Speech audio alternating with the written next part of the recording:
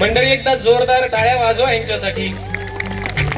नाही हा असा टाळ्याचा कारण काय आजकाल मी जोरदार टाळ्या वाजवा याच्यासाठी म्हणतो की बरेच जण सगळ्यांच्या हातात मोबाईल असतात, मोबाईलवर व्हिडिओ, टाळ्यांचा आवाजच येत नाही. हो चला, म्हणजे त्यांना वाटलं पाहिजे ना की आपण डोंबिवली उत्सव मध्ये आलेलो आहोत.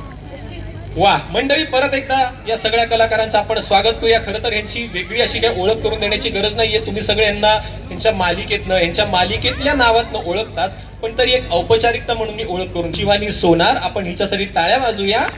नमस्कार. त्यानंतर कौशिकी म्हणजेच डी अभिज्ञा भावे, आणि त्याच नंतर केदार म्हणजेच स्वराज नागरगोजे. जोरदार टाळ्या तिघांसाठी. खूप खूप स्वागत तुमचं डोंबिवली उत्सव. मी आता प्रेक्षकांना सांगत होतो की डोंबिवली उत्सवचं यंदाचं हे 28वं वर्ष आहे आणि झी मराठीचं आणि डोंबिवली उत्सवचं हे कोलॅबोरेशन आहे ते यंदा 18 वर्ष पूर्ण करत आहे.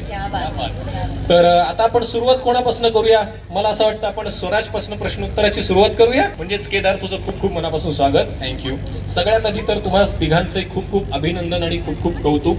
खूप कमी कालावधीमध्ये ही मालिका प्रेक्षकांना प्रचंड आवडती, लोकांचा खूप छान रिस्पॉन्स मिळतोय. तर तू काय सांगशील? मला असं वाटतं की झी मराठीवरची तुझी पहिली मालिका आहे. पहिली मालिका आहे आणि इतकी छान भूमिका तुला मिळालेली आहे. तर काय सांगशील तुझ्या या भूमिकेबद्दल, या मालिकेबद्दल आणि प्रेक्षकांकडून जो तुला आता अभिप्राय मिळतोय, प्रतिसाद मिळतोय त्याबद्दल? First of all thank you so much तारणीला इतकं प्रेम दिल्याबद्दल. आणि केदार ही भूमिका साकारताना मला खरंच खूप मजा येते, कारण ऑफकोर्स एक अंडरकॉप एजंट आहे आणि मी पहिल्यांदा झी बरोबर काम करतोय.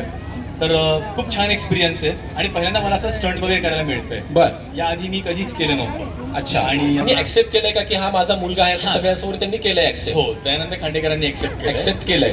आता इथून पुढे काय घडणार आहे? म्हणजे पूर्ण नको सांगूच, कारण प्रेक्षकांनी मालिका बघितली तर पाहिजे. हो, पण बरोबर. केदारच्या अनुषंगाने मालिका कशी पुढे जाणार आहे? त्याचा तो स्ट्रगल आहे ऍक्च्युली, कारण आतापर्यंत त्याचे वडील कोण आहे हे त्याला माहिती नव्हतं. बरोबर. फायनली कळलंय. बरोबर. आणि त्याच्या आई बरोबर जो अन्याय झाला, बरोबर. तो जाब विचारायला जातो आणि त्याला कळतं की दयानंद खांडेकरच त्याचे वडील आहेत ते. बरं. आणि दुसरीकडे म्हणजे तारिणी बरोबर त्याचं जे वन साइड एक तर्फा जो प्यार आहे, बरं. ते पण त्याला एक्सप्रेस करता येत नाहीये, पण अच्छा. तिच्याबरोबर राहायला मिळतं. ओके. सो काय म्हणतात त्याला, दुधाची तहान ताकावर वागले जाते. ही मालिका Yes. आणि पहिलीच मालिका हिरोईन म्हणून, तेही तारिणी म्हणून. हो. तू काय सांगशील? कसा प्रेक्षकांचा प्रतिसाद मिळतोय तुला?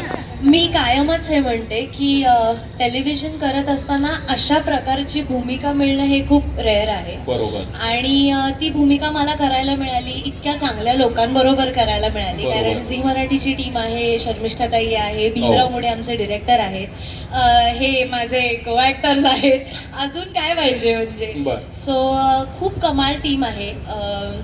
तारेवरची कसरतच चालू असते बरोबर. सतत तिची, म्हणूनच कदाचित तिचं नाव तारिणी आहे. वा. बर. सो दोन्ही गोष्टी एक्सप्लोर करता येतात. ऍज अ हिरो म्हणून पण एक्सप्लोर करता येतं आणि ऍज अ हिरोईन म्हणून पण एक्सप्लोर करता वा. येतं. सो मजा आहे सगळीच. बर. मग जसं आता केदार म्हणाला की त्याला भरपूर स्टंट वगैरे त्यांनी पहिल्यांदा केले, तसे तू पण काही असं त्याच्यासाठी वेगळे कष्ट वगैरे घ्यावे लागतात? ते जसं आम्ही बघितलं प्रोमो मध्ये, अशी उड्या वगैरे मारतेस, हो, बंदुका हो. चालवतेस, त्याच्यासाठी काही वेगळं ट्रेनिंग घेतलंयस तू?